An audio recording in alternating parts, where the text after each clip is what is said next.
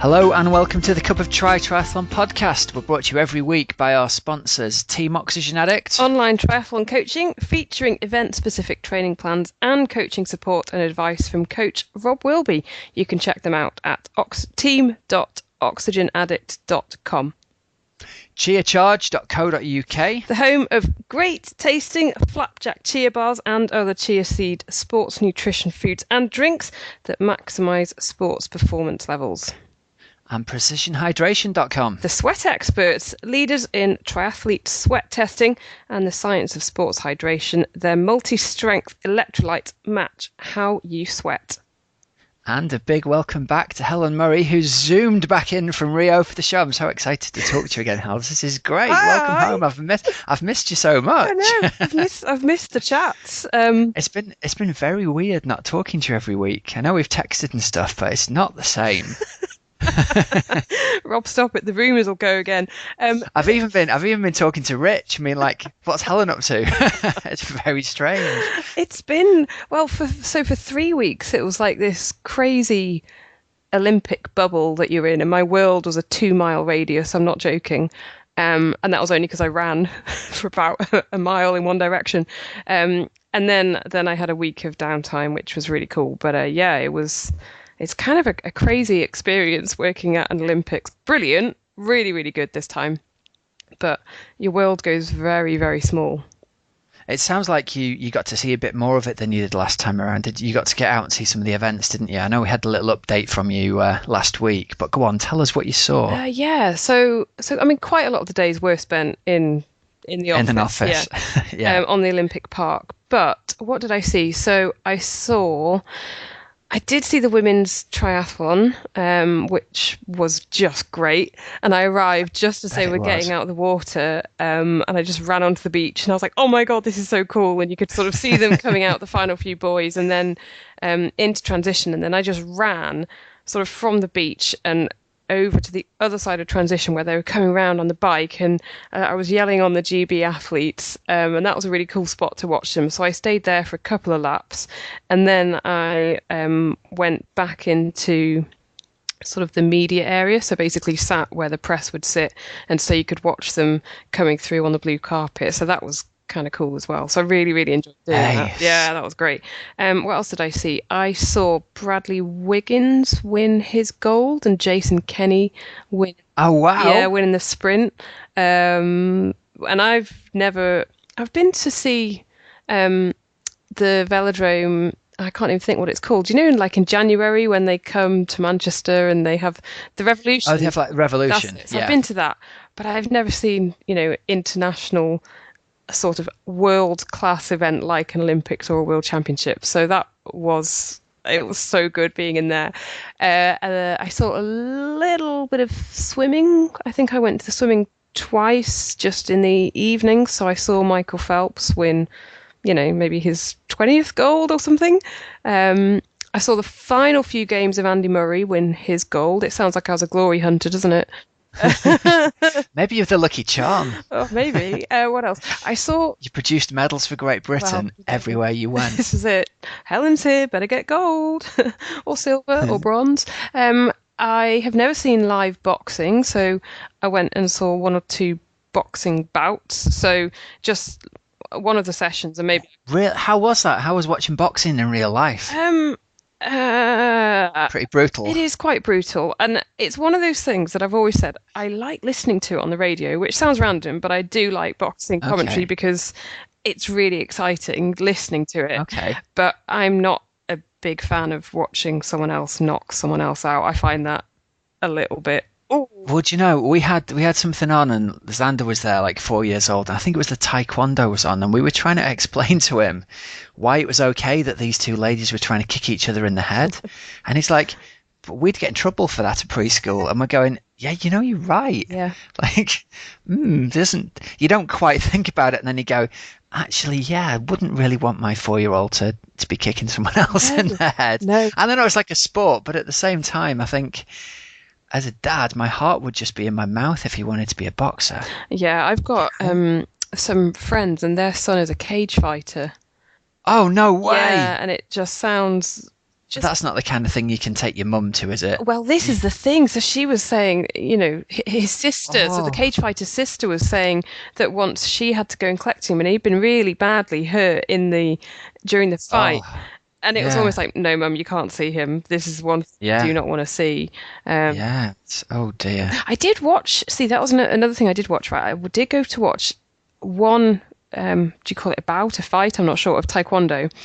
Okay. And I really enjoyed watching that, more so than the boxing, because, and I don't know, it was just really exciting watching the tactics of it. It did, yeah. It is very, very tactical, isn't it? Yeah. There's a lot of, there was that British guy, wasn't it, who was on for the win until like the last 1/10 of a second and got clipped around the back of the head with a desperate last spinning kick. Yeah, I saw him the morning after, so when he came and really? I should know his name, really, shouldn't I? Is it Latela Mohammed? I think it was. Oh, very good. And he seemed very, very measured about getting silver. He kind of said, this is 2 medals now I've got, and clearly I would have liked gold, but can you imagine there being 1 second away from a gold medal? Yeah, it's almost like he'd already started celebrating, wasn't it? Like he thought he'd blocked that guy, and oh dear. Anyway, come on, we should get back to triathlon. I know. So there we go. That was the experience. That's the Olympic roundup, isn't it? That is the Olympic roundup. Oh my God! And then Rob, I've just had a week of sort of downtime,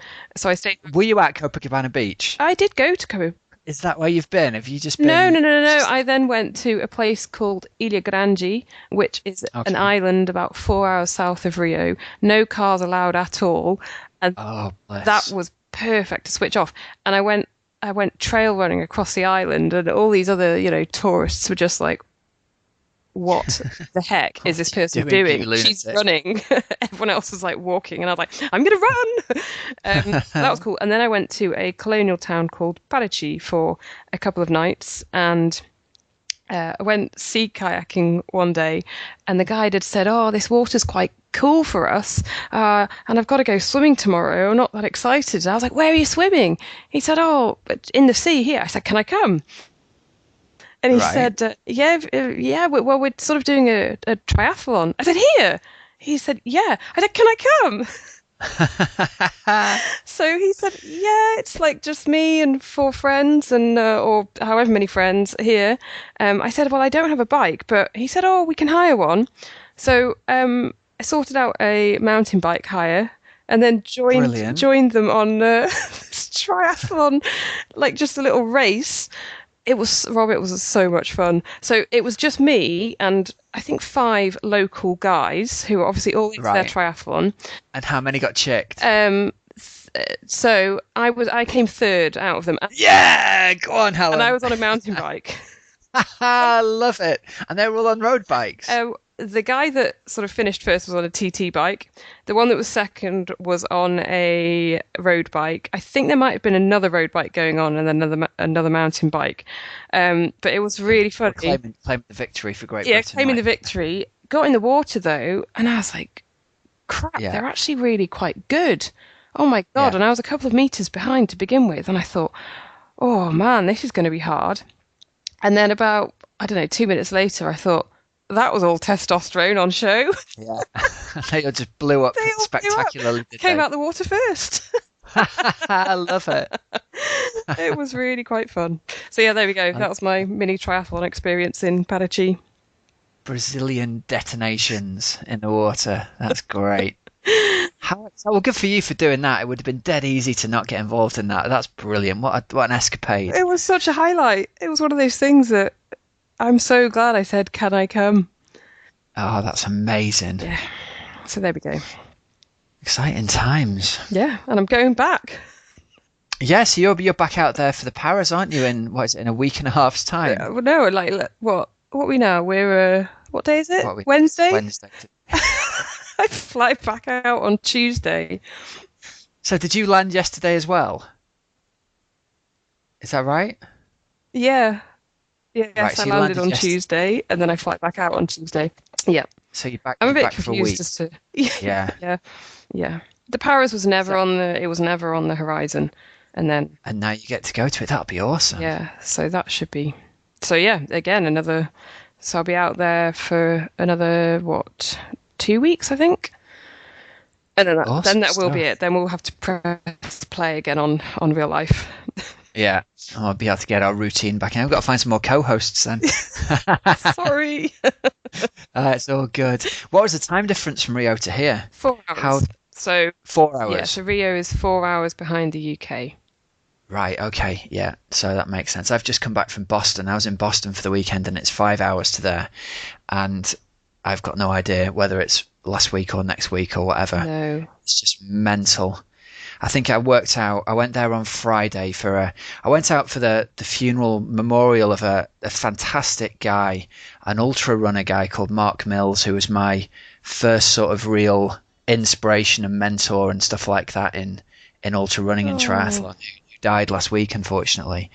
And I reckoned that cumulatively, I think I had 12 hours sleep over 4 days between leaving at lunchtime on Friday and getting back at 5 a.m. on Tuesday. And then, so I got in the house at 5:30 and my wife was like, "Hi, I'm off to work now. You've got the childcare." I was like, "Not sure exactly how effective I'm going to be as a father today, but okay."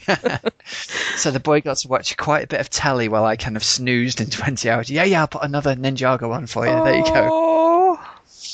Oh dear. So yeah, Mark Mills, legendary ultra runner, 50-mile races, 11 100-mile races. And he was doing these back in the day before anyone had even heard of ultra running. He was ultra running back in the early 80s. So he's one of the real pioneers of the sport. He was actually one of the guys who was on the cover of Ultra Running magazine over in the US. So it was good. I got to hang out with his son, who's now in his early 30s, and he let us know that they'd worked out that over the course of his ultra running career, he'd run over 65,000 miles, which is twice the circumference of the Earth. That's amazing. Isn't it? And his thing was he used to run shirtless all the time with a red bandana tied around his neck, and his son brought this red bandana. Oh, Mum. Yeah, it's pretty amazing. Oh, Rob. And how did you meet him? Deep breath. Come on. He was a counsellor on the summer camp that I worked on out there. Oh. Come on, you've got to be strong at this, bro. Otherwise, I'm going to start crying. Hells. Okay. Well, no, I'm sorry.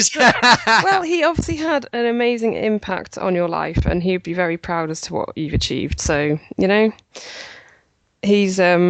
he sounds like a good guy. Yeah. We gave him a send off. Good. Really did. Good. All right, here we go. Come on. Deep breath. We'll get back into it.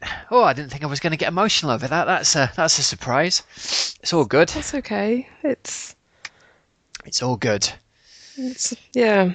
There are good reasons that there are good people on this planet and that they come into our lives, and whether they're in our lives for a lifetime or just a little bit of time, then we have to appreciate the time that we are with them. So you obviously did that. So he will, he's influenced you, Rob, and that's a great thing.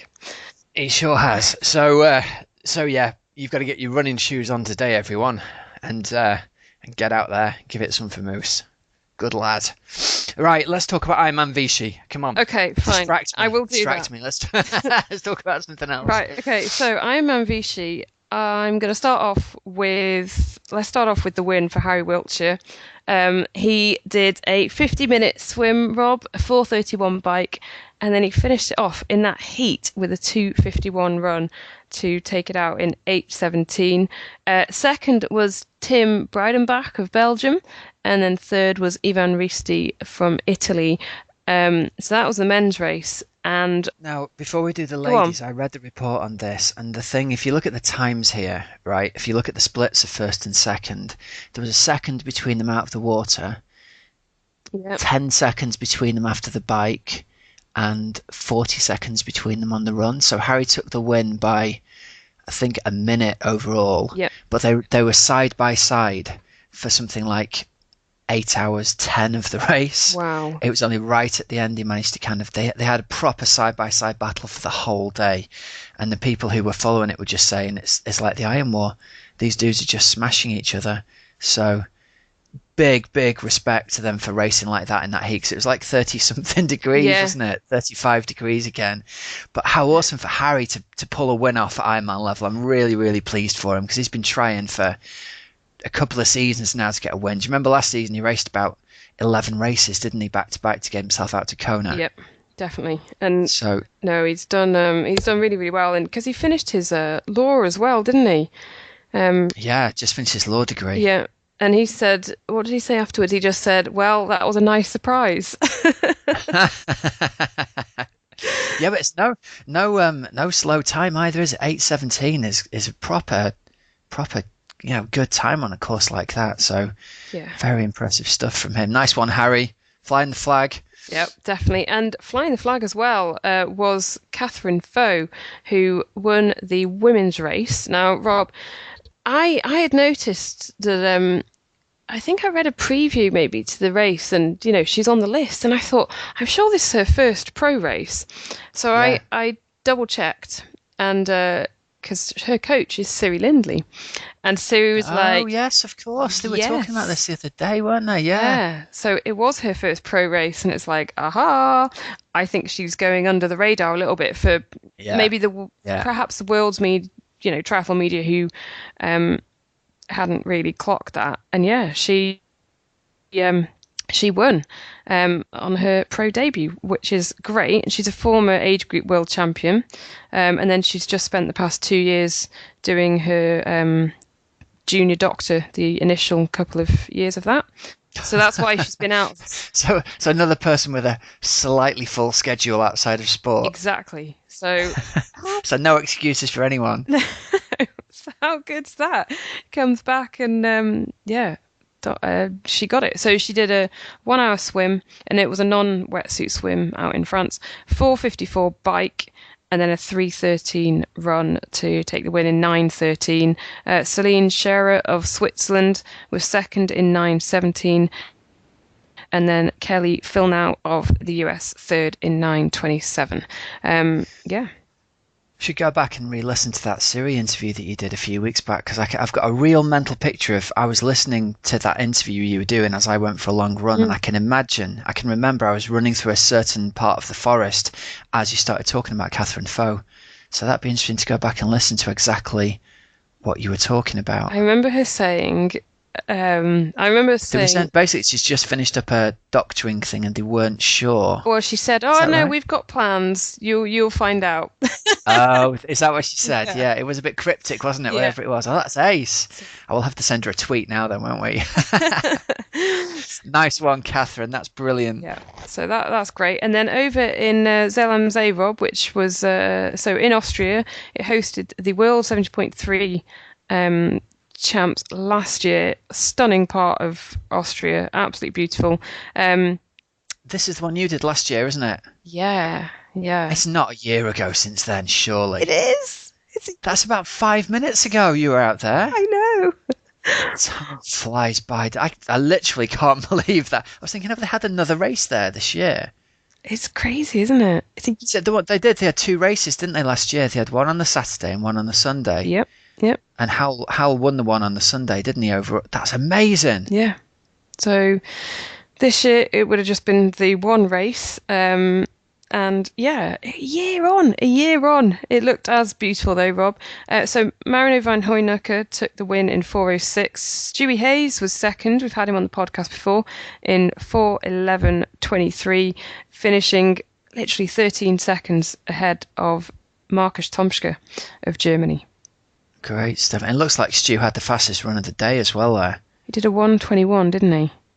It must be is it a tough run course? Is it a hilly? No, it's flat actually. Oh, it must have been really hot then, hey? Yeah, I think it was pretty hot out there. Yeah, because I saw the women's times as well, and I'm just trying to pull them up now. But the women's times were, I think like Emma Pallant, I'm sure she did like a 1:30. Really? Yeah. All the run times look really slow, don't they, compared to... I mean, we're so used to seeing 68 and 69-minute runs these days. Yeah. So it makes you think, I wonder what was going on there. Maybe it was super hot. I can't find the ladies' results on here at all, Hells. No, I couldn't find them there, but let me have a look. I've got them now, I think. So let me just pull that up. Hold on. Give me one moment. And yes, we're going to blame Ironman.com for this. They haven't got the search function at the top like they usually have they? No, right, I've got it. So Kaisa Lehtinen won of Finland in 4 hours and 30 minutes. She was 7 minutes clear of Tina Holst of Denmark. And then, Emma Pallant was third in 4:38. So, Kaisa did a 1:25 run. That's a storming fast run, isn't it, when you compare that to the...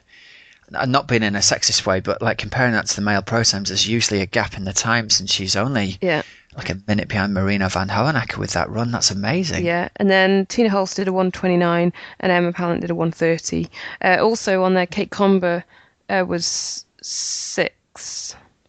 Oh, very good. Because she was out the water first, I think, in like 25 minutes, and I think she came into T2 kind of joint lead, I think, with the 2:37 bike, but then had a bit of a mare of a run. She did 1:50 run. Oh dear. So, and that kind of leads us on, doesn't it, to next week is the big 70.3 race over in the Sunshine Coast in Australia. It is the 70.3 World Championships. Exciting times. I've seen a... Come on, Hels, who do you fancy for the wins out of the ladies then over in Australia? I reckon Daniela Ryf. It's hard to see past her, isn't it? Yeah, I think our interview of the week might get up there, and I think she will. Yeah, I think Holly Lawrence might get up there as well. Yeah. So our interview of the week, who we're going to come to a little bit later on, is of course Melissa Hauschildt from Australia. So we had her on. It's a great interview, actually, Hels. I know you haven't had a chance to hear it yet, but she's been through the mill with injuries and stuff. Yeah, I look forward to hearing it, actually. She's got a great story about how she was basically abused by her coach growing up as a runner, in terms of, that's the phrase that she actually used, like how badly treated she felt she was, in terms of, I'm not feeling good with this. Well, you're doing this anyway. Oh my God. Yeah, and so she was horribly injured for a long time, and is still dealing with managing those injuries. So yeah, she's moved over from track running into triathlon, and has had a pretty amazing transition over. So I would love it if she won and beat Daniela Ryf after we've just interviewed her. That would be awesome. She sounds like a really nice person. That would be really cool. She got a Commonwealth Games medal, didn't she, on the track? She did, yeah. She did. I can't remember whether it was 5,000 metres or steeplechase. Oh, yeah, good point. Not sure. But I know she had a real annoying injury, didn't she, which ruled her out of Kona last year. So so fingers crossed. And Rob, the other 3 British women I wanted to mention on the start list, other than so in addition to Holly Lawrence, all former interviewees. So Laura Siddle's on there, Nikki Bartlett is racing, and Caroline Livesey. Awesome. So great stuff. Go on, ladies. That's a good little turnout, isn't it, for Great Britain there? Yeah, I reckon. So it should be. I think Laura Siddle will be loving the Aussie swimming. It's a proper ocean swim. So yeah, I hope people have been practicing. I saw a tweet earlier about shark nets. Don't swim out to the extra furthest buoys, because they're the shark nets. Oh really? It'll be wetsuit free as well, won't it? I imagine so. You'd imagine so, out there. Good. And then on the men's side, I don't know, Rob, who's your money on there? We've got... let's see. Mel Hauschildt was saying that the bike course is pretty honest. Yeah. They've put some... There's a first half of it, she said, was like out and back and fast, and then there's some climbing in there as well. It's hard to see past Lionel Sanders over the 70.3 distance after the year he's had. Yeah. But then, it's the World Championships. You can never discount someone like Sebi Kienle. But is he going to be using this as a preparation race for Kona, whereas Lionel Sanders has said right from the off, this is the focus of his year? So, you've got Andreas Dreitz in there as well, who's been on fire. Tim Don, who was really flying, wasn't he, earlier in the year, and has gone a bit quiet since then. I think there are big hitters right there. And then Craig Alexander's on the list as well, who we know isn't racing the full Ironman distance. So maybe this could be the sort of crowning finish of his pro career, because he's had some great results over 70.3, hasn't he? Yeah. And there's nobody knows how to peak like him still. Maybe going to put it all on the line for one last amazing race and finish his career with a win in front of the home crowd. That would be a good story, wouldn't it? I think people are going to overlook him, but yeah, we'll see. Love it. The boy can run, can't he? He can. Can't wait. I'm going to go with Sanders, Kienle, and Alexander in that order. Love it. I think. So we will hook up again next week before I go to Brazil, and we'll see how our predictions work. Yeah, see how it works out, hey? Yeah. Right, listen, just before we go to our interviews this week, we've already mentioned we've got Mel Hauschildt, and after that we're going to run into an interview that I think people are going to find interesting. It's with one of the ladies that I coach called Jenna Epifanio, who recently completed Norseman, which was on a few weeks ago. So I thought it would be great to take the opportunity to talk to somebody who's done that event, because I know loads of people think it is the iconic, hardest race in the world kind of thing, isn't it? And listening to her story about it, it's just amazing. The level of hardcoreness involved in this, from jumping off a ferry into a fjord to being completely unsupported for the whole day. And she's got another twist in the tale as well to tell. So honestly, that's a great interview to hang out for. Can't wait. Yeah, she's good. She's going to be at these 70.3s in Australia as well this week as well. So good luck, Jen, if you're listening to this. And I just wanted to give a shout out to our couple of new sponsors that we've mentioned. Obviously, people have been hearing about Precision Hydration over the last few weeks, and I've been rabbiting on about how much difference it's made to me having their products. I came back from the plane and possibly, I think it's fair to say, might not have taken care of my nutrition and hydration needs as well as I could have done while I was away at a 4-day party. And as I fell asleep on the plane on the way home, you know, and you can feel your foot and your calf start to twitch. Yeah. And then all of a sudden it just locks out and your leg goes straight, but you're in a plane, so it slams your shin into the seat in front of you. And the first thing I did when I got home was like, I need some electrolytes, make me a Precision Hydration drink. And honestly, one of their drinks and all of these cramps I'd been having for 6 hours on the plane all went away. So it's obviously effective not just for sports performance, but after you've been badly abusing your body at a party as well. Oh, maybe I need to take some of that, Rob. Take it over to back on. I've got loads here. I'm going to give you some to take with you back over to Brazil. Yeah. 'Cause it'll definitely help you over there with rehydrating in the heat, no question. I did actually listen back to some of the podcasts on the journey, and it was really interesting. The one when you were sweat tested at Bolton. Yeah, so that was the one with cool experience. Brian Fogarty, wasn't it? I really enjoyed that. That's right. Yeah, listened to that one yesterday, and it was really interesting to hear how it all worked and how they actually did the test. So if you haven't heard it, then go back a couple of episodes to Brian Fogarty when Joe Skipper was co-hosting, and check it out.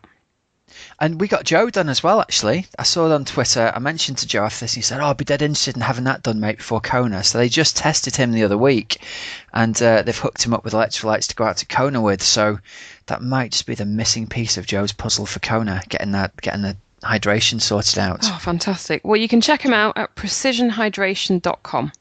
You sure can. And the other sponsor we've got, which is awesome because they've just sent us a big bundle of goodies through the post, Helen, I'm going to send you some soon, is Chia Charge, home of great tasting flapjacks. I love this. How good's that? Yeah, I love this. Yeah. So UK-based company making flapjacks that have got chia seeds in. So anyone who's read Born to Run will know the story of chia seeds being used by people in South America to fuel their bonkers kind of endurance events over there. So Tim's been making flapjacks out of them, and you can also buy the actual chia seeds themselves. Now, I've never tried them. I've always wanted to, so I've got a pack on the way where you soak them and take them. But you were saying they have them out in Brazil in the supermarket. Yeah, I just spotted them on the shelves in the supermarket, and I don't want to put anyone off, chiacharge.co.uk, but they were. They're obviously, it's a South American thing, isn't it? They were cheap as chips.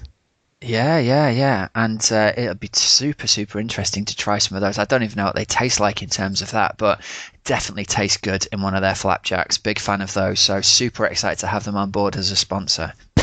Brilliant. So that's chiacharge.co.uk. And Rob, if it's anything like, flapjacks, what's not to like, basically? Exactly. They are delicious. Helen will have to get you a bundle to take back out with you for your plane ride back out to the Paros in Rio. I think that sounds like a good plan. A good plan.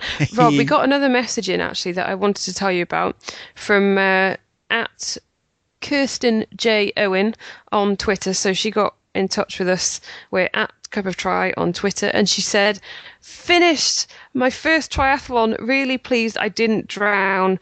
And she said, "Thanks, Cup of Tri, for the advice." So well done, Kirsten, for finishing your first triathlon. She did the Oxford Sprint Triathlon.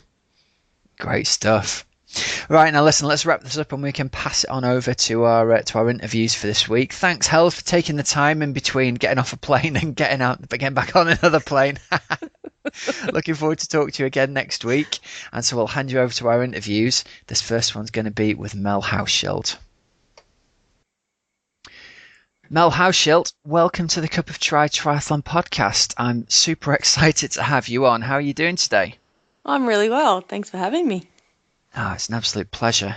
We've managed to make this work with you being in Australia and me being in the UK, so it's either extremely early or extremely late where you are right now. So thanks very much for doing the interview. Super excited to have you on because if there's one female name that's dominated the sort of triathlon news in the summer in Europe, it's you with your dual win at the 70.3 European Champs at Wiesbaden and your win at the Ironman European Championships in Frankfurt. I'll get that right. There we go. So yeah, I mean that's pretty amazing double achievement there. I think you're the only person to ever have done that, aren't you? Yeah. Torsten let me know that actually a few days before Wiesbaden race. So yeah, I was pretty excited to get both. But no, had a great race in both, and yeah, come home very happy. Yeah, it's super awesome and no pressure. Hey, having Torsten contact you to say you'd be the first person to do the double. Yes. So can we start by talking about Wiesbaden then, and then we'll talk about sort of this season, and then we'll go backwards and talk about your evolution as a triathlete, because I think your background might surprise a few people, and everyone's always looking for tips of how to move into triathlon, and there's probably not many people have done it as successfully as you. So excited to see what we can learn from you. But first, Wiesbaden then, the European 70.3 Championships. Can you tell us a little bit about your race there and how it went? Yeah, really, I can't really find any fault with it. The swim is my weakest. I was 3.5 minutes down on Jodie Swallow, but she's a phenomenal swimmer, so I kind of expected that. But the bike course, I knew it would suit me. I love the hills, and it was just up, down, or technical. There was not much flat at all, so I just absolutely loved it. I didn't want the bike to end. It was so much fun.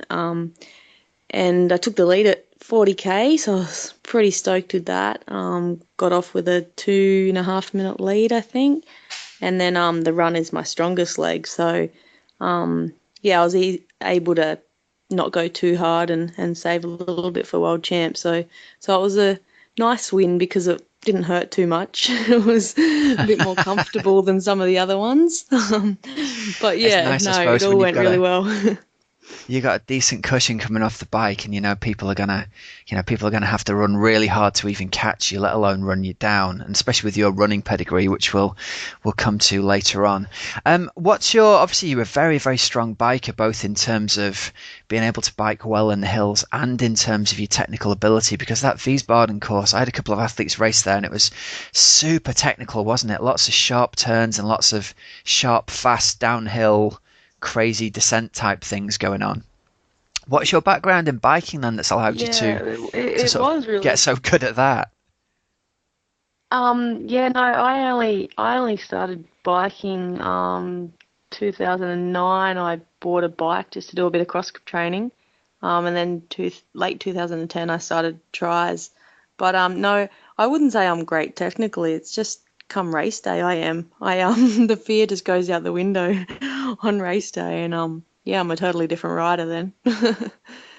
That's the key to it, is it? Because I read your blog report about this, and I'm just picturing in my mind the way you've described, like I think the quote says something like, "I had a water bottle between my aero bars, so I couldn't really get my chin very low." And I was thinking, how low do you get your chin that it'll touch the water bottle on?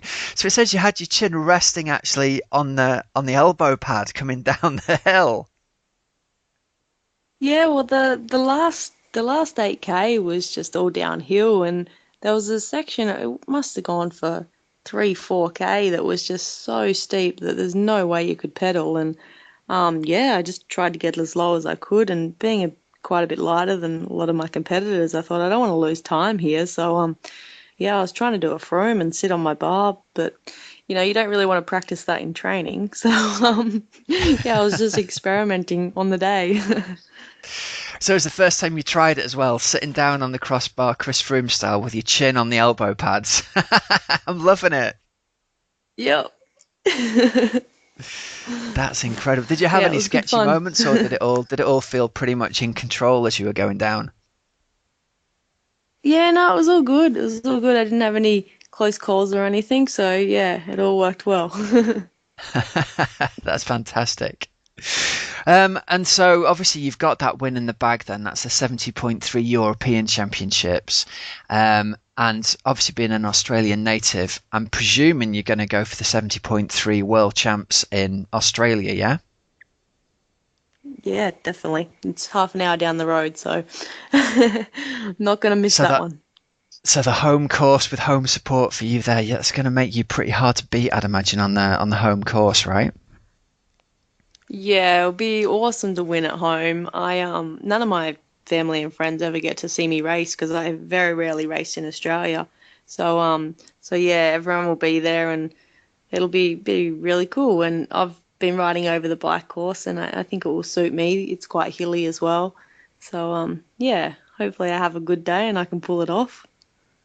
Well, that's interesting, actually, the fact that you say the bike course is really hilly, because we assumed it was going to be a kind of a faster time trialy drag strip type thing. Is that not the case? Is it going to be quite a challenging bike course over there? Yeah, the Sunshine Coast course before was different. They've changed it to add in some hills. So half of it Right. is flat. It goes out and back along the highway, but then the second half is over some really hilly loops. One of them goes to a bit over 20% incline, so it's quite steep. Great stuff, because that's what you want, isn't it, in a championship race? You don't want one of those, especially yourself as a strong biker who's really good in the hills. You don't want one of those procession bike leg type things where everyone rides 12 meters apart Yeah. and it Well, comes down to just a running race. That sounds like it's going to be a really honest bike course. yeah, it should be good. Yeah, me being a weaker swimmer, I definitely don't want a flat course where the weaker riders can sit in and get dragged along. So hopefully it will sort out all the strong bikers from the weak riders and yeah, be a nice fair race. So, I mean, you've said that you consider yourself to be a weaker swimmer, and I suppose compared to your super strong bike and run, that might be true. But to only be 3.5 minutes down on Jodie Swallow, I mean, Jodie is renowned as, she is the strongest swimmer, isn't she? She quite often swims with the stronger male pro triathletes. Yeah, she So beats all the guys, doesn't she? yeah, she's a super strong swimmer. So your swimming isn't weak by any stretch of the imagination, and yet you only came into triathlon. Did you say it was 2010? You did your first Yeah, triathlon. So had you yeah, swum much as October a kid when you? 2010. Okay, cool. No, You never unfortunately. swum much as a kid either. No, I was born in South Australia, in the country, but I moved to Queensland when I was 5 years old to the beach. But yeah, just I don't know, I'd never been a fan of the water really. I loved the beach, but I was yeah, more just running around and playing in the sand, not swimming. And I actually used to get my mum to write me notes to get out of swim lessons because I just did not want to do them at school even. I hated swimming. Oh, do you know what? That would make the greatest story when you're world champion. Or again, I should say.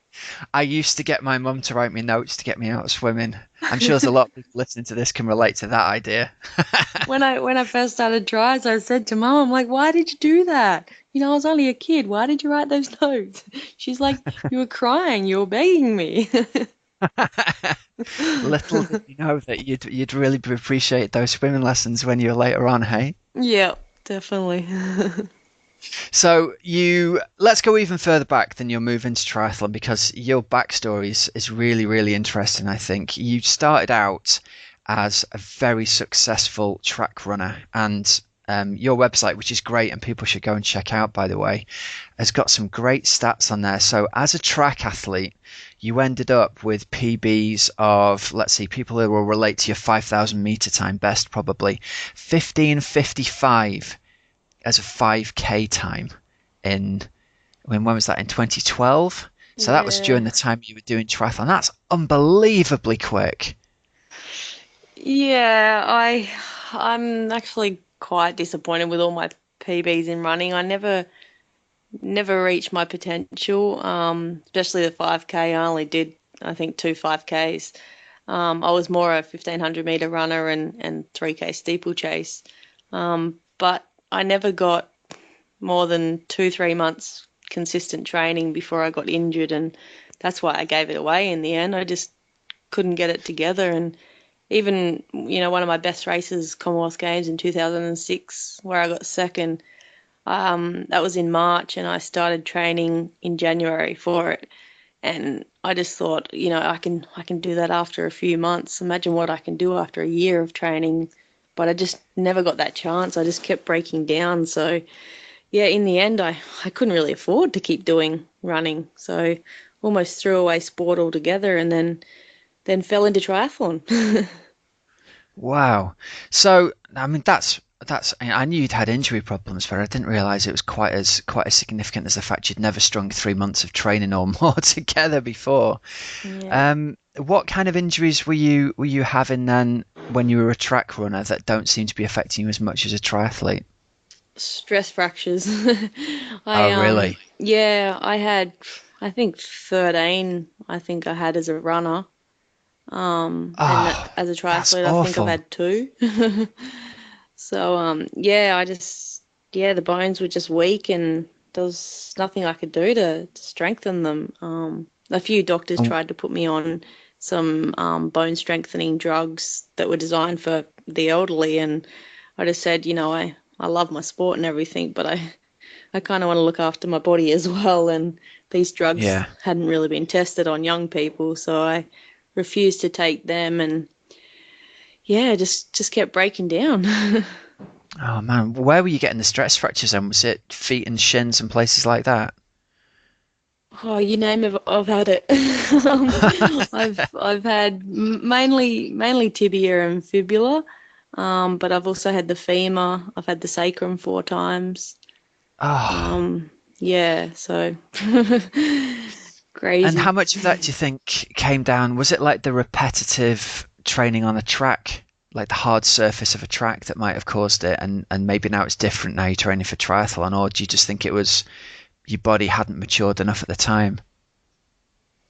Yeah, I never got injured until I was 19 years old. And I didn't train that hard. My dad was really strict on holding me back.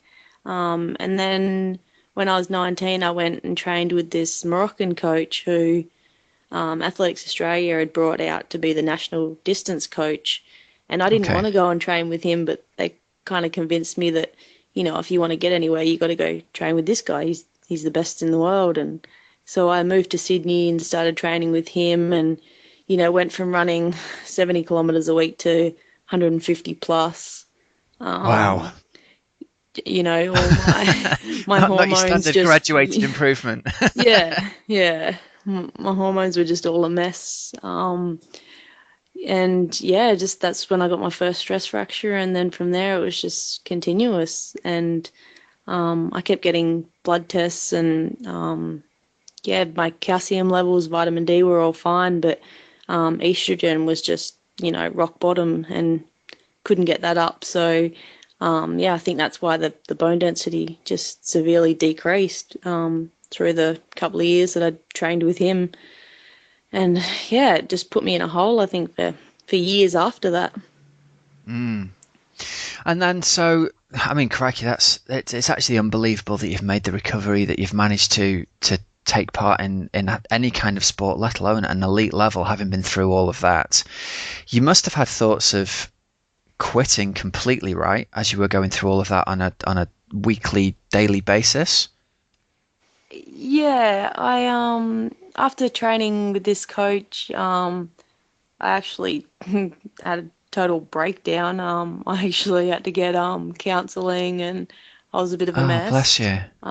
He, yeah, I guess abused me, yeah, a bit more, and yeah, I kind of moved back home with my parents and locked myself in my room for a bit. Didn't really want to see anyone, and didn't know what to do with my life. But then, yeah, I really missed running, so I started running again, and couldn't quite get it together though. Just still kept breaking down, and then I just couldn't afford to do it anymore. So I was just like, well, I'm gonna have to give this away. But I thought I'll just give it one more chance. I was trying to make the Com Games for 2010, yeah, and I had an injury at the time, so that's when I bought a bike, started riding a little bit, thought I'll just cross train a bit and hopefully be fit enough, and then yeah, didn't make it. Too many injuries and everything, and I joined a cycling club though, and my manager was a guy in the cycling club, and he was the one that said, why don't you give triathlon a go? So yeah, got into that and haven't looked back. And here we are now. So we've skirted over the small issue here of the fact that you can't swim at the moment. We've gone from, I've bought a bike to a bit of cross training, and then we've gone straight into now you're a triathlete. So was the getting your head around the swim part of it, was that difficult for you? Because obviously loads of people who are new to the sport, most people it seems in triathlon come from either a running or a cycling background, and the swim causes them quite a lot of, it's either worry and concern in the early days or just pure frustration that they don't improve in their swimming by trying harder like they do on the track or on the bike. How was that transition into becoming a swimmer for you? Yeah, well, so my manager, he just kept saying, give triathlon a go, and I said I can't swim, and he's like, just go see this tri coach and just start swimming with him a little bit and see how you go. And so I'm like, I thought, oh, I'll just do it just to shut him up. Like, I'm not going to be a triathlete. And so I just went, and yeah, they said, oh, you're not that bad a swimmer. Like, I was way off, pro level at swimming. But they said, if that's your benchmark, that's where you're starting, I'm sure you can improve. And I still today, I've improved about 2 seconds over 100 meters. So obviously I was swimming just off pure fitness, not So technique. so you were a half decent swimmer when you first got in the water then, right? Although you didn't feel like it, you must have been swimming okay if you've not really feel like you've improved that much since then. Yeah. Well, I guess I was fit, run fit, bike fit, so I swam all right. But yeah, I haven't improved. Don't you know there's going to be so many frustrated people listening because I coach so many guys who are bike and run fit and get in the pool and can't swim, have got no technique, and they're like, I just can't work out how I'm going to get. So there's going to be no secrets here, unfortunately, from Mel. So No, it your doesn't matter. first race. I've tried everything. I've tried swimming 30 kilometers a week, and I've tried swimming not at all, and my times don't change. Well, there you go. Mel's tip is don't bother with swim training. Yeah. So 2010 then, what was the first triathlon that you entered and how did you get on with that? So I signed up for the Gold Coast Half Ironman, and so I'd never put swim bike run together before. So there was a little Olympic distance one the weekend before, just down the road. So I did that one week, and then Gold Coast Half Ironman the very next. Just jumped into it as you do. First one in. I love that. Well, the coach that I was swimming with, he said, your swim's not terrible, but it's nowhere near elite level, so maybe we should go long course rather than Olympic distance. So that's why I jumped straight into the long course. Give yourself a little bit more chance to catch up on the bike. And you actually Yeah. won the Gold Coast Half Ironman in a course record in your first ever First ever proper race. Yeah. And Yes. come on, we've got to explore this a little bit. How did that feel for you? Were you completely blind to your abilities going into it? Obviously, you knew you were a decent runner, but there are plenty of decent runners coming to triathlon and can't do anything on the swim and the Mm. bike. So, did it play out the way you thought, or were you just kind of riding along having Uh, fun? oh, it was not fun. It was I'm I'm used to running for 9 minutes, and there I was going for 4.5 hours or something. The conditions on the day were terrible. It was like cyclonic winds and rain, and it was on the bike. I didn't know if I was about to pass out, or the rain hitting your forehead and you start going dizzy. And I'm like, did I not do my nutrition right? I didn't know what was going on, and then I got off onto the run, and it just went forever. I'd never run 21K in my life. Um, and yeah, just kept going and going. And when I finally crossed the finish line, everyone was so excited, and they're like, "Oh my God, you're going to be a great triathlete." And I said, "I am never doing that again." Little did you know. Yeah. Oh man, so all right then. So you've won your first half Ironman and you're thinking I'm never doing that again. And then how long was it after the race when you thought, "Do you know what? I might do another one of these." Well, my manager actually put a bet on with a bike sponsor, that if I won the race, they'd give me a bike. And being a runner, I've never done a triathlon before in my life. They said, yeah, yeah, we'll do that. So Nice. so that was a bit of pressure after that. I got two free bikes, and I thought, oh no, now I have to do another one. So yeah, I signed up for Phuket half in December. That was my next one, and I still remember standing on the start line going, I can't believe I'm doing this again. And you finished second in that one. Yeah. And then, I mean, I'm looking at your results over 2011, and I'll pick out the highlights of it here. It goes Indiana 70.3 first, California 70.3 first, Steelhead 70.3 first, the Ironman 70.3 World Championships in Las Vegas first. So that's not a bad little progression, is it, over the next year? Yeah. Yeah, that was my first full year as a pro, and yeah, I went undefeated. So that gave Undefeated me a and bit of then world confidence that maybe champion. I can do this. I bet it did, yeah. I mean, that's really quite staggering, isn't it? Have you ever taken the sort of time to step back and look at that and go, most people don't get to win the Pro World Championships at the end of their first year in the sport? Yeah, I think it came a bit easier that year because nobody knew me, and I couldn't even afford to get over to America that year. And another guy from my cycling club, who's still one of my sponsors today, um, he paid for me to get over there. And Wow, how yeah, I did cool. my first race, won that one, and yeah, I thought, well, I need a few more practices before the world champs. And I guess I did three before World Champs, but still, people didn't really know me. They were just like, "Who is this girl?" And I didn't know anybody, so that kind of helped. I wasn't scared of any of them because I didn't know who they were. I didn't know how good they were. So yeah, I think it's always a bit easier your first year. Well, I don't know about that. It looks like you did three half Ironmans in the space of 5 weeks, and then you had another month to recover and then do the World Championships, which you won as well. So, can you talk us through that first 70.3 World Championships in Las Vegas? How was it when you've said nobody really knew who you were standing on the start line? But were you intimidated at all being on the obviously the pro start of the Ironman 70.3 World Championships in your first year?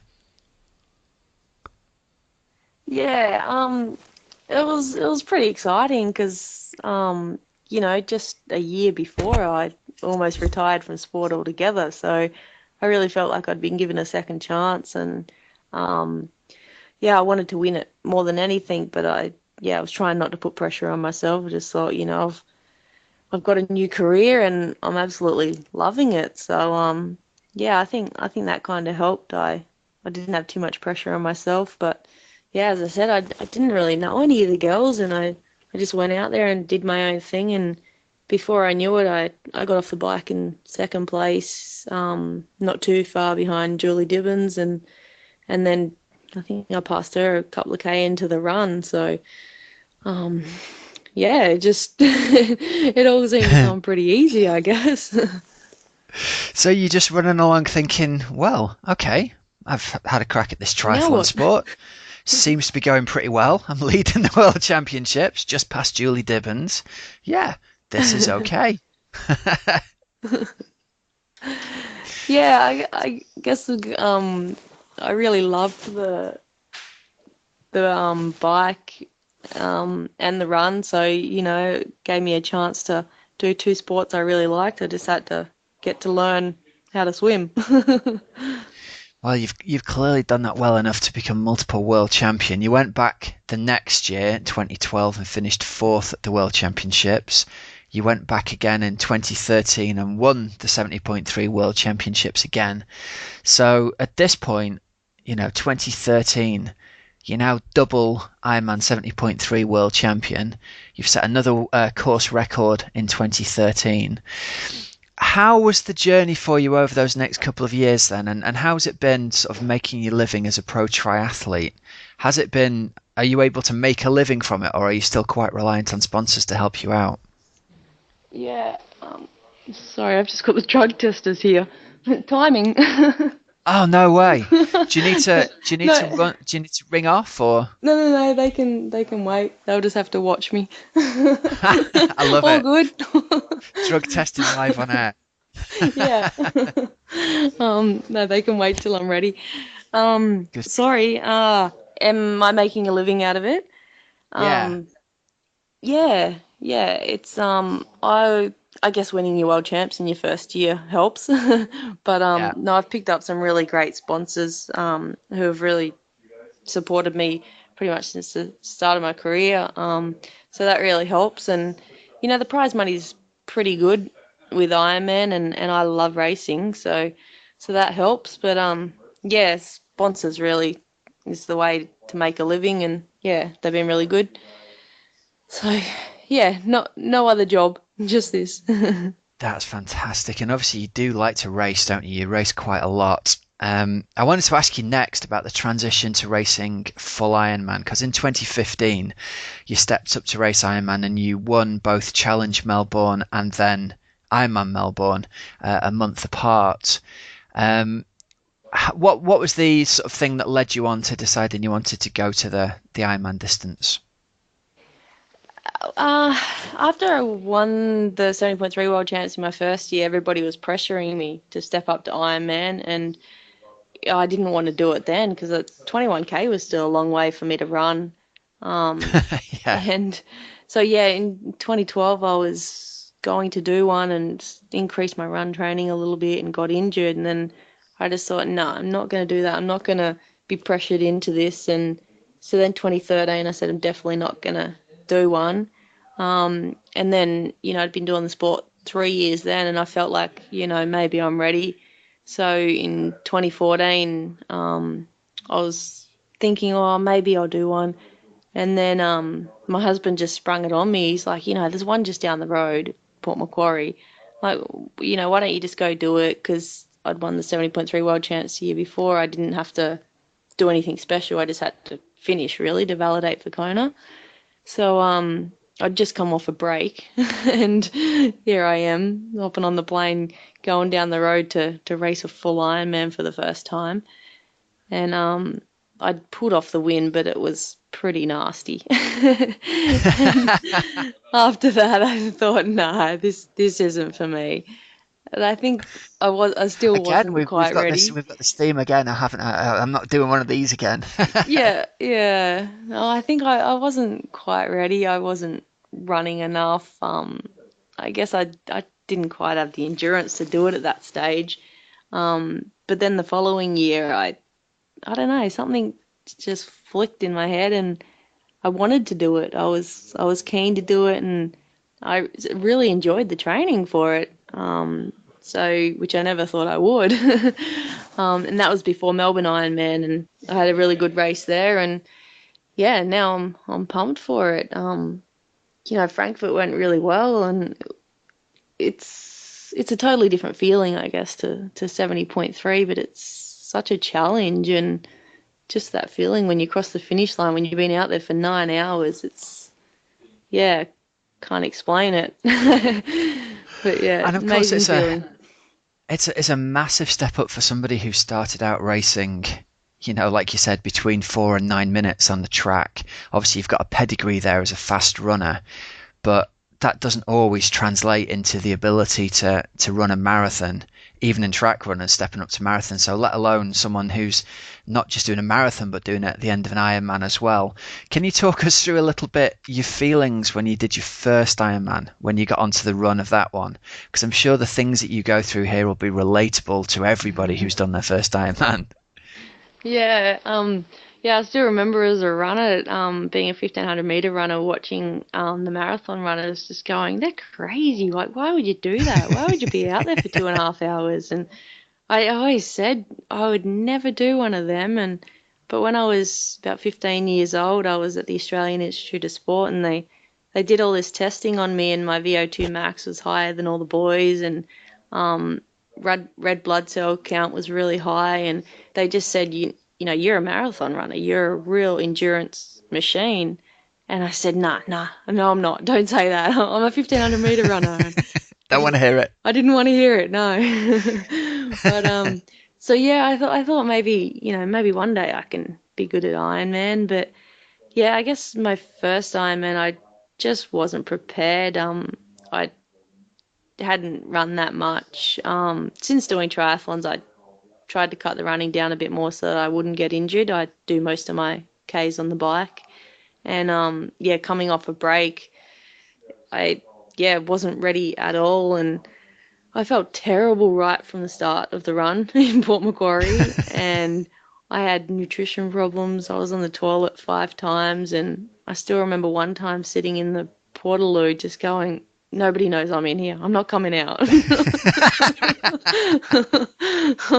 I'm just like, I don't want to get back out there. I don't want to finish it. But yeah, I guess I just kept going, and I walked parts of it, and yeah, when I crossed the finish line though, I'm like, Kate, that's done. Box ticked. Not doing it again. And my first ever Ironman was in Australia in 2003, and at the awards ceremony, it was Chris McCormack's first one, I think, or maybe it was his second one, and they played a video from the first one. And at the end of his acceptance speech, he said, the whole way around the marathon, I was telling myself, remember how bad this feels. We are never doing another one of these. Get to the finish. We are never doing this again. And they played it back to him, and he was like, yeah, man, this Ironman thing gets under your skin, doesn't it?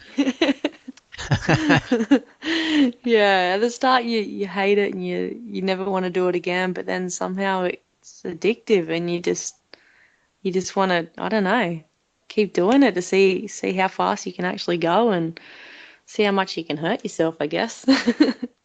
Well, look, the two things I want to ask you about Frankfurt. The first one is obviously the swim was freezing cold, and you pros had to swim without wetsuits on.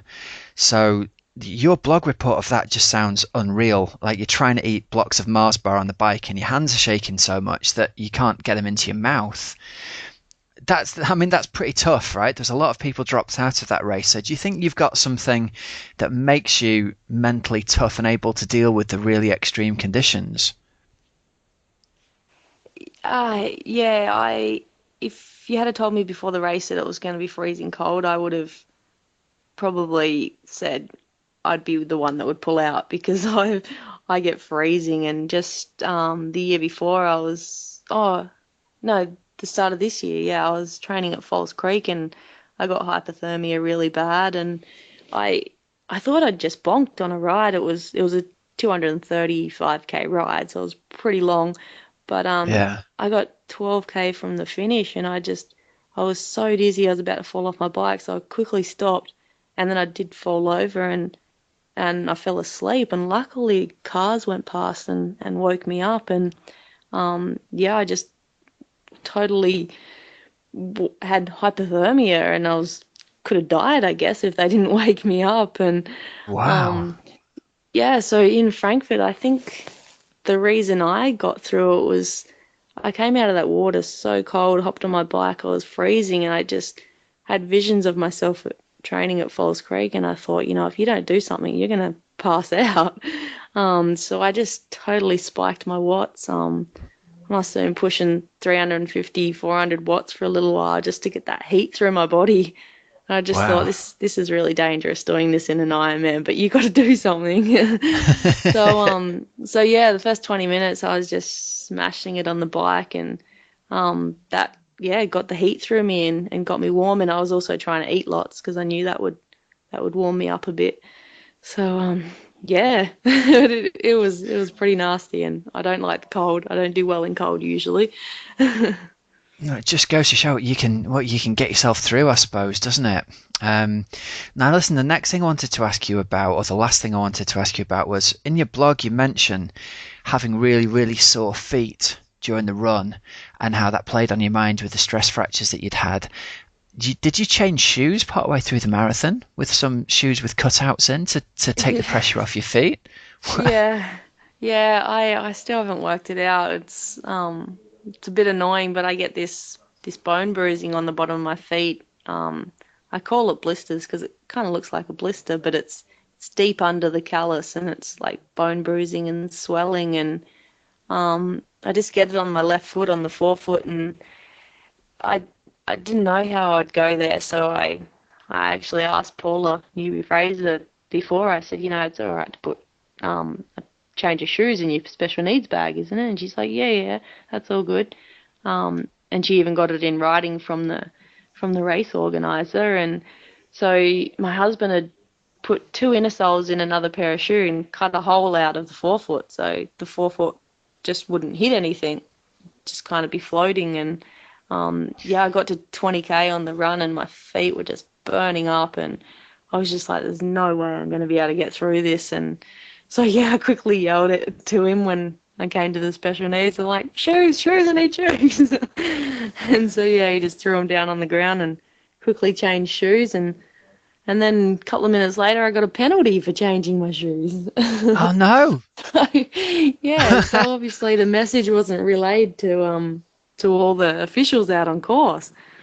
So I was there complaining with him, going, no, I'm allowed to. But no, he made me have my penalty and then continue on. So did you have to stand still? Was that the penalty? Was it like a stop and go thing? Yeah, it was a stop and go, but I don't know, he was timing something because he said to me, if you don't shut up, I won't start the clock.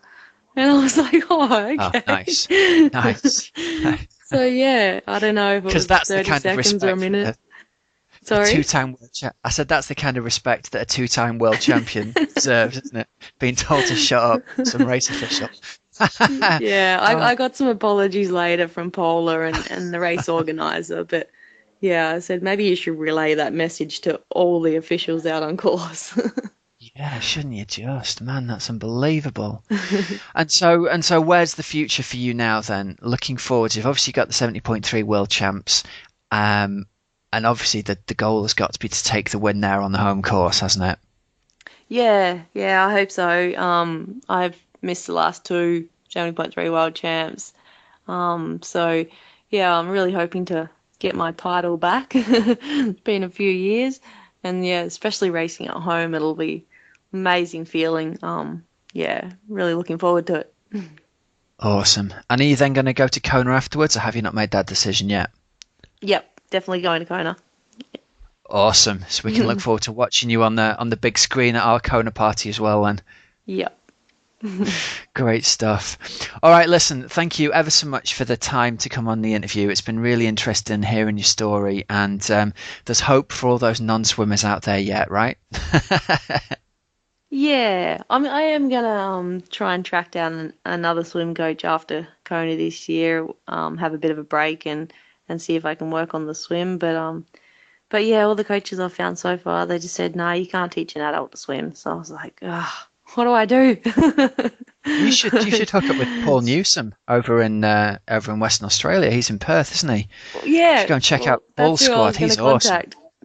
Yeah. Oh man, he taught me to swim. Chrissy gave me his contact, so I thought I'd get onto him. If Paul can teach me to Hopefully swim, he can he help teach me. anyone to swim. Yeah. All right, listen, we'll let you go so that you can go and have your drug test done. What a pleasant way to Yeah. end the day that is for you. Yeah, I just heard someone banging on the door. I was like, what is that? Oh man, the life of a pro athlete, hey? Yes, timing. All right, listen, thank you very much. We wish you all the best for the 70.3 World Champs in Kona, and all the listeners of the Cup of Trial will be rooting for you, I'm sure. Thank you. We're on. Good. Jenna Epifanio, welcome to the Cup of Triathlon podcast. Thank you very much for joining us today. How are you doing? Doing great. Thanks for having me. Well, thank you for waiting around while I fumble about with the recording software again for another 10 minutes. It's I feel as though the recording software is like the third person on the show. It goes wrong so often at the moment. Yeah, no problem. Well, listen, obviously I know who you are because we get to chat quite a lot. But I thought it'd be great to get you on the show because you have just completed Norseman, which, in my opinion, is one of the coolest events in the whole known universe. So I thought, what a better way to get a race report up here than actually talk to someone who's done it themselves. So first up, have you recovered yet? I don't think so. So I finally got some workouts in. I took a full week off after the race, and I don't know if I should have done that or not, but now I finally got like a couple jogs in and starting to feel a little better, but I don't think I'm fully recovered, no. It's one of those quite mind-bogglingly difficult events, isn't it? That you don't really know how your body's going to react to it until you actually finally get finished. So, listen, for people who don't know what Norseman is, let's give them the overview. What are some of the unique qualities of the Norseman event? Yeah, so it's a race up in Norway that only 250 people get to do. It's a lottery system. They have a few like elite spots as well, but obviously I wasn't going for that. Not yet. Yeah. Maybe next year. Those folks are amazing, but 250 people get to do it. So there's a lottery, and it's a point-to-point race, which is a little different than most Ironman races I think I've done. And there's no support on the race either, so it's all self-supported. You have to go with a team. So most people have 2 or 3 people. There's one person that's allowed to like give you aid on the course, but you can have like a driver drive the car and that kind of stuff. But then there's a ton of climbing on the course. I think it's almost 10,000 feet. I don't know what it is in meters, but and then the run, depending on how you finish, is either 2,000 or 3,000 feet of climbing as well. So it's kind of a challenge. And then of course there's the ferry jump. They actually take you out on a ferry to jump into the water to swim to shore to start the race. So that's pretty cool. Now I was obviously I was looking at all of this stuff in the run up to it as we were working out a plan how to get you through this. And honestly, if people are listening and they haven't seen this, you've got to go to the Norseman website and check out the videos, because you sort of say, well, you jump off a ferry to start, and in my head I was thinking, all right, so they're going to have this kind of little boat that you jump off, but it really is a massive like car ferry deal, isn't it? Yeah, it is. And I was a little nervous for the jump in the beginning, thinking, I don't know how many feet it is, but once you're there, it was so dark outside that it really didn't look like that big of a fall. And I was like, this isn't any big deal. So I stepped off and I just kept falling. I was like, falling up that I was like, oh, this is kind of further than I thought. And then sploosh, you're in the water. So How far off the ferry do you think it is? If you had to guess, what's the drop like, do you think? Somebody told me it's 4 meters. I maybe that's about right, so 10, 12 feet, something like that. It doesn't sound like much, but it really is, isn't it? It was long enough to know you're falling, so that's always exciting. Somebody said there was a chicken slide possibly that you could ask to go down if you didn't want to, but I don't know if that's true. Oh, really? Oh, well, no, you can't do that. You've got to jump in, haven't you, to get started? I think that should be disqualifying, maybe. Yeah. Well, how cold is the water out there? That's one thing you always see in the video. There's scenes of guys getting sprayed with water from a hose pipe while they're actually on the ferry to get used to the water temperature. And obviously, it's in a fjord in Norway, so you're assuming it's going to be pretty chilly. But what was your experience like of the water temperature, and how did that affect you? Oh yeah, I was worried about the water temperature because I'm down here in southern Italy where the water is hot, and it was I think officially 12 degrees, like 12.5 or something degrees Celsius, which is warmer than last year. Last year was 10 degrees.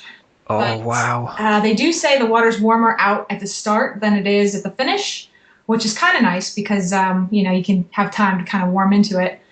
But yeah, 12 degrees, and they definitely were spraying people down if you wanted to on the ferry right before you jumped. I took advantage of that, and I think it did help because once I got in, it wasn't quite as shocking as I was thinking it might be. So that was good. But then once you're in the water, you have to swim a little ways to the start. Like there's a line of kayaks, so you take off to the right, maybe 400 yards or so, and so you get a little chance to warm up and get your face in the water and let all the blood rush out, I guess. So is there are you allowed to wear like booties and gloves and an extra cap and stuff like that? Yeah, no gloves are allowed, but booties and hoods. There were some people there with like full diving hoods, like all the way down, tucked into their wetsuit, but I didn't go that far. I just had the extra neoprene cap and booties. I had booties. That was key, mostly just for getting out of the water because it was really rocky and all the algae and stuff that's there at the end. Because a lot of people, you slip and you're kind of off balance anyway. So yeah. Yeah. Okay. So what time does the race start at? Were you up at like ridiculously silly o'clock to even get on the ferry to get out there? It was, yeah. The ferry leaves, if I remember, it was 4. The race starts at 5 a.m. But if you miss the ferry, you miss the ferry. And they do it a little differently than most races. You don't set up your bike till the morning of. So, and they've got different rules than normal. So you have to have lights on your bike because the roads aren't closed for the race, and then you have to wear like a yellow safety vest too. And they're very specific about the types of vests and that kind of thing. So everybody's getting their bikes checked last minute, with the lights, making sure they're the right brightness and the vest is correct. And there were some people panicking, like without the right vest and that kind of thing at the last minute and running back to the rental car to grab the emergency vest to race with. So that was interesting. So you have to go stand in line I think I was there at 3 in the morning. Oh, wow. Set up your bike, say goodbye to your support crew, and then onto the ferry. Right. Okay. So you jumped in. Obviously, it's freezing cold, but you're expecting that because, like 12.5 degrees it's about as cold as you can get in and swim without some hardcore acclimation, I think, isn't it? I've done some swims in about that temperature, and it's pretty damn cold is the way to describe it. I can't imagine what 10 would feel like. Yeah. But maybe it's one of those things where everyone's there going, oh yeah, it was colder last year. Yeah, exactly. Yeah, there were ice cubes here last year in the water. Yeah, exactly. So a bit of a bonus swim to start with, 200, 300, 400 yards over to the start line, and then is it just like a point-to-point swim? Yeah, it's one turn, so you just go straight to shore. You just keep the big mountain on your right, and you go in. And I was told to stay, as close to shore as possible because it's warmer and faster there. So I tried, and then I got beat up because everybody went over there. But it was okay. So you just go straight, and they actually lit a bonfire on the shore, which is kind of nice, easy to spot. So you go towards the bonfire, and there's one buoy. You take a left, and basically that gets you to T1. So it wasn't too bad. It was normally it's a calm swim, but it got a little bit choppier than I expected at the end. So I was kind of fighting with that on the way in. So definitely glad to get out of the water and get onto the bike, huh? Yeah. It was the race director. One thing that's cool about this race is the crew. I don't know how many of them there are, but they're all super involved and all very helpful. And the actual race director was there, like pulling people out of the water, helping them getting out. So that was kind of neat. You see him, and you're like, okay, I made it. That's nice. Yeah. I love it when the race director's knee deep in water helping people out. That's brilliant. Yeah. And then, so sort of temperature-wise, when you get out of the water, what was the air temperature like? And did you have to dress up and wrap up for the bike? Yeah, well, I was planning on, I'd heard that on the plateau, which is that probably after the first 20K, that it was going to be really cold. So I had plenty of warm gear, and I wrapped up. I had leg warmers on and like a fleece type cycling jacket, arm warmers on underneath that. And I brought like a a hat in case I decided I wanted it. But I wasn't in the town. Eidfjord is the town that you start in. It wasn't terribly cold. I mean, it was chilly, but maybe 9 or 10 degrees, I guess, is what it was. But I felt overdressed getting on the bike. But I definitely wasn't overdressed later. As soon as you got moving, it was pretty chilly, was it? Yeah, exactly. So I got out of the water, and my husband was the one supporter that was allowed to, help me get dressed and everything. So it's kind of neat because they see you coming in, and then the supporters run over to T1, and they can help you get dressed and get your stuff together, which is very different from a regular triathlon, obviously. So he helped me get dressed, and then I was off on the run, and or on the bike, obviously. And, the first bit is I don't know about the actual altitude, but it's a big long climb basically, and it's pretty cool because you're climbing out of town and you're going through these tunnels on these bike paths, and that's what you need all the lights for mostly, so you can see in the tunnels. Okay. Yeah, they had a bunch of like candles in some of them because there were absolutely no lights, so you could you wouldn't hit the wall or whatever. I don't know. Oh wow, really? Yeah. It was really kind of a cool, surreal, trip up to the top of that where the plateau starts. So it's about 20k up to the first plateau, is it? Something like that. Yeah, and you're not allowed to get any support before the first 20k. So once you hit that, you see a sign. I think it says support starts or something, and then you'd start seeing people in their vehicles for support crew along the bike course, and it's kind of rolly for that last while you're on the plateau, and that's kind of where the weather set in for me, at least for this race. So yeah, well, let's talk a little bit about that, because obviously we expect it to be cold, we expect it to be tough and hilly, but it sounds like you got your money's worth in terms of the extra weather that got dealt to you at this point as well. Yeah, I think for as prepared as I felt on all the climbing and everything, I really kind of lost it on being prepared for the weather, because I thought it'd be cold. I thought it might be a little drizzly, and all the weather forecasts up to that point had looked like we were going to have a beautiful day. And see, we got up there, and it immediately got very foggy, which it was fine. I was dressed for that, and the temperature dropped to like 4 degrees, and so it was freezing. And then it started to rain at about 50k. And at first, I was like, I had this light kind of waterproof windbreaker that I wore. And I was soaked through in like 10 minutes. So my husband found me, and he's like, do you want to change? And I was like, yes, I do. So I stopped quickly, and he pulled over, and I actually wore the other girl that came with us, Liz, her Gore-Tex jacket on the bike. And I took off that fleece cycling jacket I had and wore like a different like zip-up fleece hoodie on the bike underneath the Gore-Tex. And I think once I did that, I was dry, which was the key point, because had I stayed wet, I don't know that, I think I would have just gotten too cold. And some people did just get too cold and didn't finish. So that's a difficult combination, isn't it? When you're already wet, and then the temperature drops, and you're heading up into the mountains, and it's booting down still. It's almost like a mountaineering expedition, this, on a bike, isn't it? Rather than a triathlon. Yeah, it was. It was quite the experience, and it got really windy too at one point. That didn't last so long. It was a huge crosswind, and I was like, "Geez, I didn't take my race wheels, which we had talked about before, or my husband's race wheels actually." And I was like so thankful that I hadn't done that, because I don't, just handling those profile wheels in that wind would have been horrendous. Folks on had disc wheels in the back, and I was like, oh, I'm glad I'm not you right now. So you made the right call with the equipment then in the end. Was it? We basically just went with the lightweight kind of climbing wheels in the end, didn't we? Figuring any extra weight is something we don't really want to be lugging up the mountain. No, definitely not. All right, well, that's good. It sounds like that was the right decision then as well. Yeah, it was.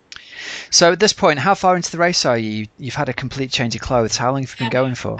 So I think I changed clothes about 60k, and that's when I put the Gore-Tex jacket on, and I never took it off. I went from that point, the rain stopped at about 130k, if I remember right. Yeah, maybe a little bit before that, because once you kind of continue along this plateau, and you feel super fast because that crosswind had changed into a tailwind, and everything was flying, and I felt great, and I had been able to finally eat my food and all of that because my hands had been so cold before that I couldn't. So, starting to warm up and feeling better. And then about 90K, you turn in this little town, and that's when the rest of the climbs start. So there's 5 big climbs. The first one is that first, I think it's about 4,000 feet of climbing. And then you do 4 climbs. Then the first 3 that you do after that 90K, they're pretty, they're manageable, about 1,000 feet or less, I think, a piece. Kind of steep, but you know that there's a downhill afterwards, so that's something to keep your eye on. And then, and the rain continued. It had let up by the time I got to 90K, but it continued until I think about 130K, which is right at the bottom of that last climb.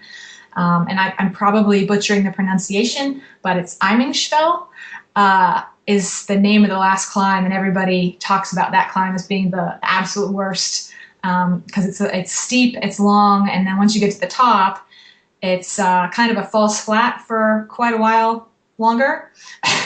And then, so you go uphill, and then there's just a bit more still just about climbing when you get to the top of it. Yeah, exactly. And it was still cold, but the rain had stopped, but that's the last time you see your support crew, which was because once you do get past that false flat, the downhill is pretty technical and the road gets pretty ugly, really potholy and pretty bad.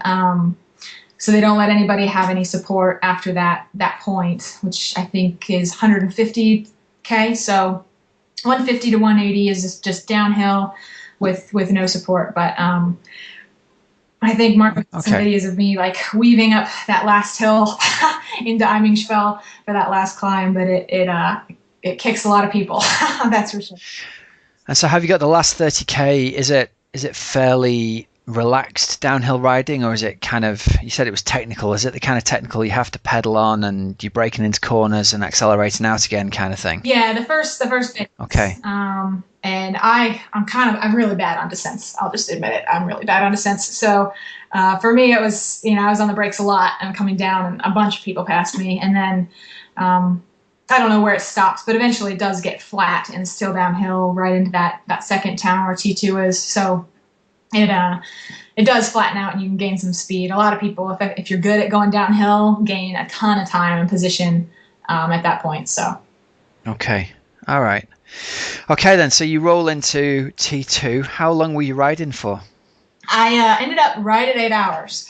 So Solid. Yeah. It's a long day. And I think we talked before, and I was like, I think I'm going to spend 8 hours on the bike, and almost exactly 8 hours. My Garmin ended up at 8:08, but I forgot to turn it off until I left transition. So we'll call it a 7:59. Yeah, right. That's good. But yeah, that's a good day's work lining you up for a mountain marathon, finishing on top of a huge mountain. Yeah, exactly. So so it was good. Marco met me. The support that I had, Marco and Liz, were just awesome. They met me like every 30K or so on the bike for food and water and cheering me on because you need that.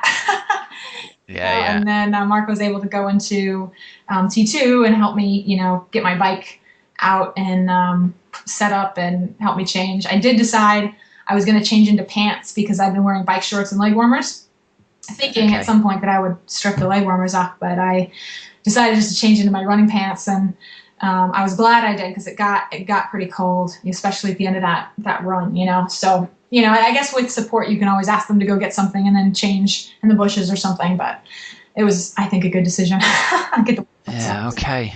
All right. Well, that's all good information. And how did you feel starting the run? Yeah, not terrible.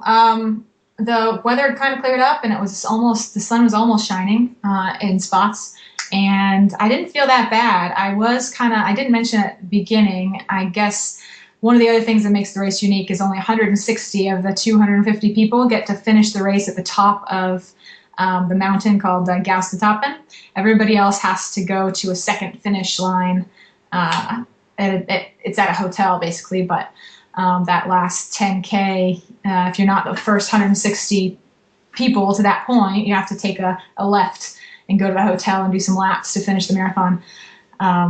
So kind of knowing where you're at in the race field is important.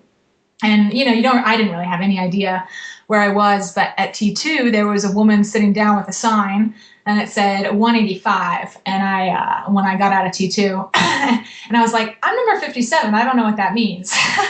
And it dawned on me, obviously, that I was 185th position. So I was like, well, I was going into the race. I didn't want to put too much pressure on myself for going to the top of the mountain and getting that black t-shirt, because I wasn't sure how I would be with the rest of the, with the rest of the field, right? Because there's some pretty impressive folks that go. Sure. So I was like, well, I'm kind of happy at 185th. Like, at least I know, that I'm not close to 160. There's no way I can catch that many people. So I'm just going to run the race that I can run. So I just started running, and I was doing your 9-1 run walk, which works really well for me. And I caught some people, and some people passed me. And the first 16 miles is kind of nice because it's flat. I mean, I say flat in air quotes because it's pretty rolly, but it's flat for the rest of the race. Yeah, it's not flat at all, is it? That's what you're saying. There's not an ounce of flat on it. No, it's not. So I was using the 9-1 run walk, but I would be like, if I was coming down a hill, I'll just finish the downhill and I'll walk for a minute uphill and then I'll start running again. But it's up and down for 16 miles. And then and it's the same idea with the support. They can't run with you or bike with you at that point, but they can give you food and drink. So I had them stopping about every 5K or something, and I'd get a drink of Coke and some more water and keep going. So I felt pretty good on that first section. And for me, mentally, to be able to break it up into a 16-mile run was a lot easier than saying I'd have to run a marathon. Yeah. Good. That's another good tip, actually, breaking that into chunks. Yeah, absolutely. So at the end of that 16 miles, starts what's known as Zombie Hill. And it's this just switchback road, a 10% gradient that climbs all the way to the cutoff, which is at 32.5 kilometers. I'm switching back from miles to kilometers because I don't speak well in kilometers, but that's what it was marked as. So so it's a 20-mile point, isn't it? Basically, where the cutoff goes left and right. Yeah. So you had 4 miles of like 10% switchbacks, huh? Yeah, exactly. Nice. And at that point, your support can run with you or bike with you if they want. So prefer probably run, because biking up at 10% incline is tough for anybody. Sure, I haven't done 180K prior. But so Marco started running with me, and he was like, you're in 164th position at this point. He yells at me, and I'm like, what? Oh, no. Yeah. So it's all to play for. Yeah, and I was like, no way. Like, I didn't really believe him. Because I'd lost track of who I passed and who passed me and everything.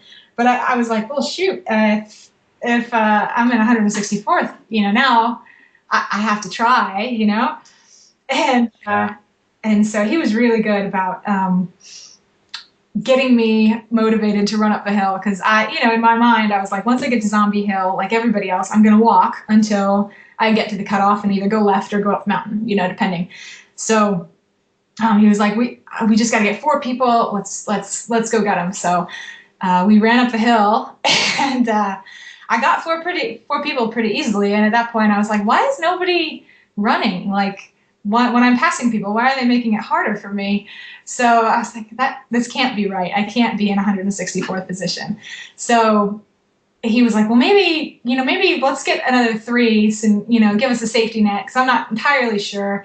Because they have GPS tracking on everybody, but it's pretty tough to tell, based from the support crew's side, where your position is, as far as in the race, because they also, one thing they do is they break it up, or at least this year they did, you could look up what your position was by gender. So some of the guys thought, hey, I'm in 140th position, but there's 40 women. Okay, yeah. So you've got to try and do the mental maths on it, and man, this gets harder, doesn't it? Yeah, it does. It makes it tougher. So we kept going, and then there was this girl in front of me, and we were getting pretty close to the cutoff, and I could tell like she was making it hard for me. She would look back and then she'd start running, and she knew that she had something to lose if I passed her, basically. So yeah, we kept going, and I just couldn't get her. It was tough. She had this huge support team with her, which was wonderful. It was like 6 or 7 people, and I think they had somebody at the cutoff with a radio, like radioing back like the position she was in. Okay. Like when it was all said and done, and we were looking and trying to figure out, which honestly that would have been wonderful, because they have, you can tell who's coming through the gate at any given point, and then they would radio back, hey, there's only 160 or 150 whatever, and you can see ahead of you how many people there are. So. Right, gotcha. Okay. And how far behind are you at this point, as you can see the cutoff coming up? Yeah, I mean, 100 feet maybe. I don't know. It was close. Oh, really? So like 100 feet's like what, 30 meters or 40 meters? Yeah, I think at the end they said she beat me by 20 seconds. You could have hit her with a water bottle from that, Jen. Yeah, I could have. I could have take her out at the knees or something. Yeah, but it was just, I think, had I had more time, maybe another kilometer or something, there might have been a decent foot race, but I didn't even get to the point where, there was a decent foot race even happening. So yeah, but she got it. She got to go up the hill, and I got to the gate, and the race director, again, he came over and like gave me a big handshake, and he was like, I don't remember exactly what he said, but it was something along the lines of, you did an excellent race and you're the first white finisher. So, which that means white t-shirt. Obviously you have to go to the other finish. You don't get to go up the mountain. And I was just like, kind of. Yeah, man.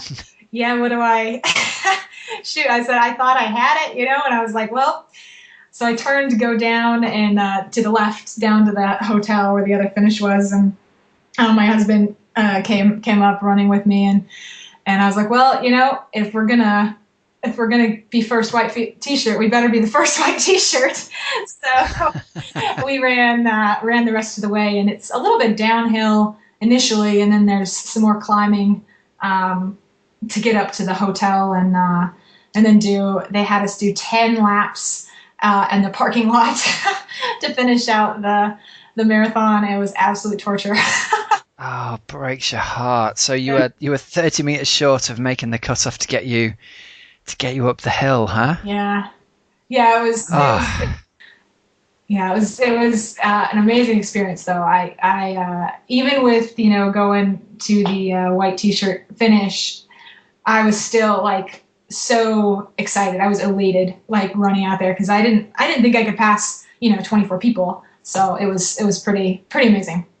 I mean, good for you for laying it on the line and going as hard as you possibly could. And like you said, it sounds like it's an amazing event. And obviously the first question I've got to ask on behalf of everybody is, can you see yourself going back to try and get the black t-shirt, or is that it now? What do you think? Have you got one eye on it in the future? Yeah, I think I do. I think I have unfinished business now. You know what? They should make sure that the first white t-shirt finisher gets a slot for the next year. That would be the fair thing to do, man. See, yeah, that would be good if anybody's listening that runs the race. We got to write to him. We've got to write to him and say, "Come on, can we please get her back in?" Yeah, exactly. It's funny. I met the next morning at breakfast. I met this woman that was a supporter, and she had run it the year before, and she was 162. And she said, "That's the question everybody's going to ask you: is will you go back?" Yeah. And at the time I was like, I don't know, but now that it's been 2 weeks, I'm like, yep, I have to now. You got to go back and do it, yeah. And so, I mean, we should also tell everyone you were the first finisher on the white finish, weren't you? So right. There's a certain kudos that comes with that, isn't there? Sure, yeah, absolutely. I mean, because you take that left, and it's kind of like, well, now I just have to get to the hotel, and it would be really easy to just walk that, and I was like, dang it, those guys behind me, they're not going to pass me. Good for you. Yeah. Wow. So listen, that's Norseman done. What have you got in store for the rest of your season then? Well, I managed to qualify for the 70.3 World Championships in Luxembourg, thanks to your wonderful coaching, Rob. Oh, there we go. Nice bit of product placement. Thanks, Jen. Yeah, no problem. So that I'm going to leave next week to try to go to Australia to see how I recovered from Norseman. See how I can do with 70.3. Yeah. interesting taper strategy, isn't it, to go and do Norseman on the way to the World 70.3 Championships? I think so, yeah. Probably not. Wow. Hey, well, listen, it's been a great story hearing about Norseman. It's been an event that I've been fascinated by for years, and I couldn't pass up the chance to get on record, really, an athlete going out and doing this. And what an amazing experience you had. And I mean, I'm gutted for you in one way that you didn't get the black t-shirt finish, but also in another way, I'm super excited. You'll know for next time how to go back and do it and actually get into the black t-shirt finishes, won't you? Yeah, exactly. And I mean, this race is just so different from all the bigger races I've done in the past, you know, with the amazing crew that puts it on and everything. And yeah, I really can't wait to go back and experience it again. So. All right, cool stuff. Well, we'll have to get you back on with the tales of the black t-shirt finish next year when you go back and actually nail it, huh? Yeah, maybe. All right, Jen, thanks very much. Yeah, thank you.